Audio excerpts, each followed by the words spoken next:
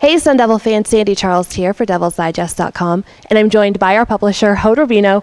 We're continuing our coverage of the 2018 season, talking about Pac-12 opener this week. ASU heads to Washington to take on the Huskies in Seattle on Saturday. Hey Hoda, a lot of coaches will say that the identity of the team is largely formed after week 3 of this season. With that being said, what team of the Sun Devils are we going to see now that non-conference play is over and the Sun Devils head into the Pac-12 portion of this season? I really think that it's really going to be a middle-of-the-road team. I did pick them 7-5 as far as a preseason prediction, and right now, after what I saw the first 3 weeks, I don't think my prediction is going to be all that wrong. It's a team that I feel that later on in the year, they might just beat the teams they're supposed to beat and lose to the teams they're supposed to lose, if that makes sense. There's definitely some issues that need to be figured out on both sides of the ball. Some of those issues got exposed. Some of those issues actually did perform pretty well. I think what's something that can help Arizona State, and that's something that I said a lot in the preseason, and at least I'm happy I got that right so far, is that the Pac-12 South is wide open. There have been a lot of surprises, pleasant and not so pleasant right now in this division. So I really think going into Pac-12 play that Arizona State has just enough of a chance to win the South as any other team in that division. So that's something that if you're an Arizona State coach and player, that really should be a motivating factor for you. But really, I think the biggest thing, and we talked a lot about this in the preseason, is can the young and inexperienced players really step up? We saw it at times, but didn't see it all the time. And I think that more than anything is going to dictate how far this team is going to go, and will define my own prediction of being a middle-of-the-road team. But so far, like I said, we've probably seen more good than bad from Arizona State, and that's reflected in the 2-1 record. But how much more can they elevate themselves? Like I said, just the play of the young and inexperienced players that are in so many key positions on the Sun Devils, that's going to determine a lot for the rest of the way. Okay, so the Sun Devils probably could not have asked for a tougher Pac-12 opening on the road against Washington. Looking at the Huskies' offense, what kind of challenges are they going to give this ASU defense? I think it's a very balanced unit for the most part. Miles Gaskin, their running back, is one of the better ones in the conference, averaging over 90 yards rushing a game. The team as a whole averages 156 yards on the ground each contest. So it's definitely an offense that's predicated a lot on being physical and running the ball. That's definitely the fuel for this side of the ball. When it comes to their quarterback, if anybody that's heard me or saw my writings in the last few years, I'm not a big Jake Browning fan, and I think he's one of the more overrated quarterbacks that we've seen in the Pac-12 the last few years. You look even at his contest against Arizona State the last few seasons, and there's no way that he gave Arizona State as many fits as a Josh Rosen or Sam Darnold in years past, for example. So I think that Arizona State defense would feel very comfortable if they could shut down the rushing attack for the Huskies and really put the onus on Jake Browning in the passing game, because you look at Browning's numbers this year, and I know they played some challenging teams, no doubt about that, but averaging only 254 yards passing a game, having as many touchdowns and interceptions for each so far this season. I just don't see him being that much of a threat for the Sun Devils. And I think it's just really clear just when you watch the 2 most challenging games that Arizona State had, 2 physical teams that they had to face with a very, very good offensive line. When they're able to shut the run against Michigan State, they won that game. They squeaked by, but they did win the game. And obviously last week against San Diego State, when they were not able to stop the running game, that they did come short. So to me, that is first and foremost the key for this game. When you talk about the Arizona State defense and the challenge that they have, if you're going to shut down the running game, then I think you put yourself in great position to win this game. And with all the weather conditions, I know they had a little of it today in practice with all the rain here in Tempe, but you probably would expect more running the ball than passing it.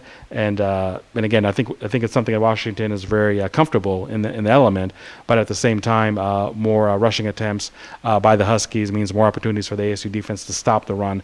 Really interesting to see how that matchup does unfold on Saturday. But again, to me, there's no doubt that's the key for the Arizona State defense on Saturday. Now, the Husky defense has given up just 10 points a game. ASU's offense is going to have their hands full. How do you see this playing out, and what do the Sun Devils need to do to be successful in Seattle? Yeah, their defense is kind of interesting. I mean, like you said, they are very, very stingy. 10 points a game. That's a touchdown and a field goal every week. That's really, really tough to achieve. Even though Arizona State has done very well on their own defense, 16 points a game. But as far as the Washington defense, there's a little bend but not break in them. I mean, on the one hand, they're only allowing 170 yards passing a game. That's a phenomenal number that any team in the FBS would love to have. But they are giving, I believe it's over 140 yards on the ground each game. So again, there is some bend and break with this Husky defense, and we're interesting to see how Arizona State can handle that, because maybe on paper you can really run on this defense, but Arizona State the last 2 weeks obviously had major issues with their own ground attack, and I don't know if this is the game for that component to really bounce back and have a strong game. And again, we're talking about the weather conditions. It might be just a game where both teams have to run the ball a lot. And there's no doubt that Washington is much more comfortable if the game goes in that direction compared to Arizona State. Again, just looking at the success or the failures for the last 3 weeks. So it's going to be interesting to see how much Arizona State can do in the air. Washington's defensive backs for the last few years, including this season, have been phenomenal. I mean, Taylor Rapp, their safety, is one of the best defensive players overall in the league. They obviously have Byron Murphy, who from Scottsdale Saguaro came pretty close to coming to Arizona State as a package deal with N'Keal Harry and Chase Lucas. Unfortunately for the Sun Devils, didn't happen, and he's doing really well over there. Jordan Miller is another defensive back for Washington. That's definitely one of the better ones in the conference. So Arizona State's passing game, really through the non-conference slate, has been pretty consistent and has played pretty well. Manny Wilkins is averaging over 319 yards passing per game. So to me, this might be just really the key matchup of the whole contest is, can Arizona State sustain the success they've had in the passing game, at least in terms of the numbers, and how much can that materialize in terms of a win or a loss. So that's a great challenge for Manny Wilkins and the wide receivers facing a very good Washington secondary. But needless to say, if Arizona State somehow can get their running game going, I think they can put themselves in great position to win. But against a team like Washington, which again, you look at the numbers, they're not a stingy defense when it comes to the ground attack. But when you look at how Arizona State performed in that area, it's going to be a real tough task for Saturday to be the game that we finally see the Arizona State running attack that we expected to see in the preseason.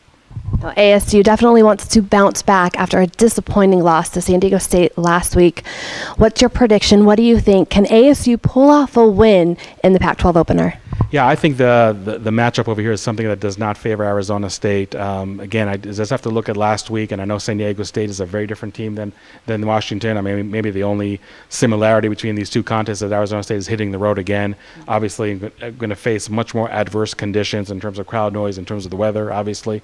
And I feel that Arizona State has not shown that they can really establish the line of scrimmage in a game so far, and I think that's something that is going to be really the bane in their game on Saturday. So I feel that when it comes just to the passing games, I feel that even though Arizona State secondary has played fairly well so far, I think they might actually have more issues with the Washington's passing game compared to Arizona State, because Arizona State, like I said, they're facing a great group of defensive backs.